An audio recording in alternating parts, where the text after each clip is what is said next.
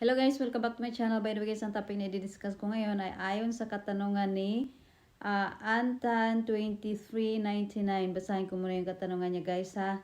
Sabi niya dito, Ma'am, pwede pa kaya mag-apply ang 45 years old ex-abroad? Okay.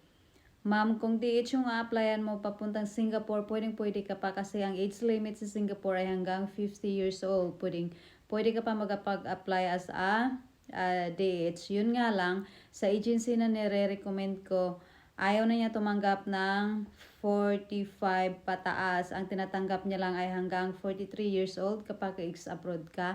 Kapag wala ka pa namang experience, 35 years old na yung tinatanggap niya. Pero ang batas sa Singapore, hanggang 50 years old, pwede ka pa rin makapag-work doon.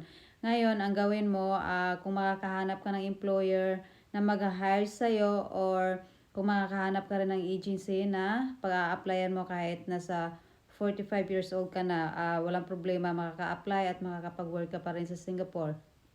And then, bigyan din kita ng advice, maraming naghahanap ng employer through online din.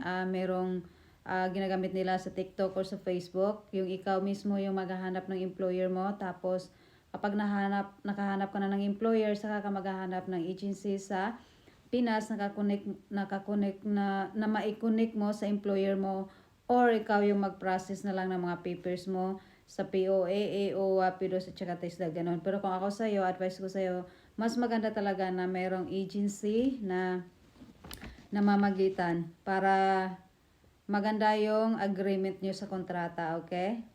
Sana nasagot ko yung katanungan mo, pero kung meron ka pang mga katanungan, just comment below dito sa aking video. See you!